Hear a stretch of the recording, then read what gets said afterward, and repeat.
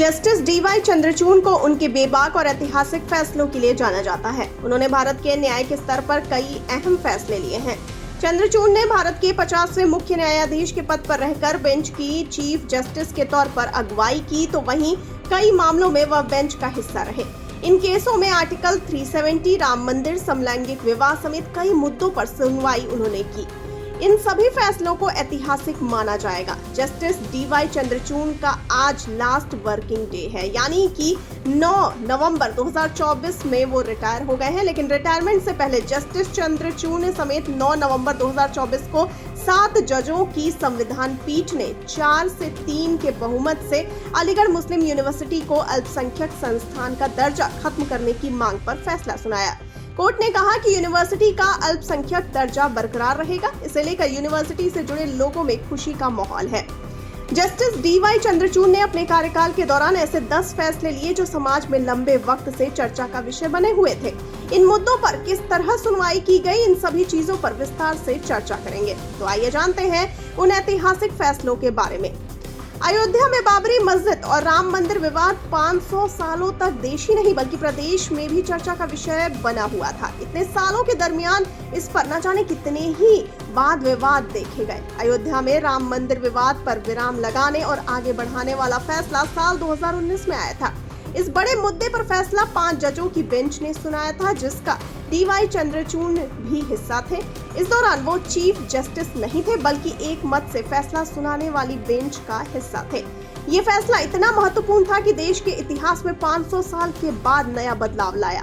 अयोध्या में राम मंदिर निर्माण उसके बाद ही शुरू हुआ और इसी साल 22 जनवरी को रामलला की मूर्ति की प्राण प्रतिष्ठा की गई।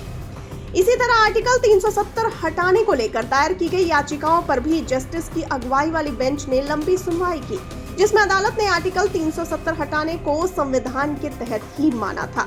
इस फैसले पर चीफ जस्टिस ने कहा था कि जजों ने संविधान के दायरे में रहकर ही इसका फैसला लिया है।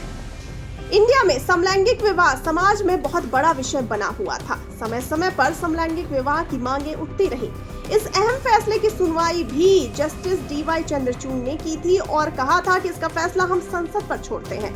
और उन्होंने कहा था कि अगर भविष्य में समाज को लगता है कि ऐसा करना जरूरी है तो वो फैसला लेंगे। इलेक्टोरल ब्रांड पर अगर बात की जाए तो भारत सरकार ने इलेक्टोरल ब्रांड की शुरुआत राजनीतिक दलों की फंडिंग के लिए की थी, जिसके कारण कई पार्टियों जैसे भाजपा, सपा, कांग्रेस ने करोड़ों रुपए हासिल किए थे। लेकिन चीफ जस्टिस की अगुवाई वाली बेंच ने इसे खारिज कर दिया था। कार्यस्थल पर यौन उत्पीड़न के मामले अक्सर सामने आ ही जाते हैं। इस पर भी फैसला सुनाते हुए डीवाई चंद्रचूड़ वाली बेंच ने कहा था कि ऐसा होना महिलाओं के मौलिक अधिकारों का हनन है। अदालत ने कहा था कि इससे महिलाएं भविष्य में कैसे कामकाज को लेकर प्रोत्साहित होंगी।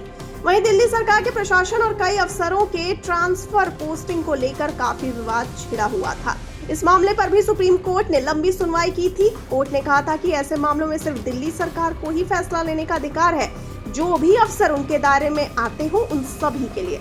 केरल के प्रतिष्ठित सबरीमाला मंदिर में राजस्वला राक्षस के प्रवेश पर रोक के खिलाफ भी सुप्रीम कोर्ट के जिस बेंच ने फैसला लिया था उसमें मुख्य न्यायाधीश डीवाई चंद्रचूड़ शामिल थे।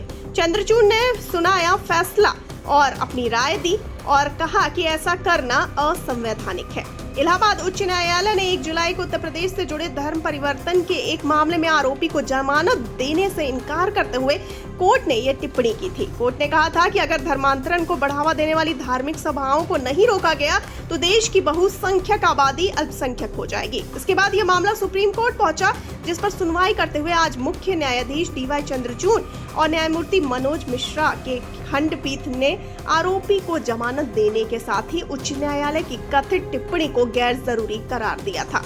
कोर्ट ने यह भी कहा था कि धर्म बदलना अगर व्यक्ति की अपनी मर्जी है तो इस पर कोई आपत्ति नहीं है।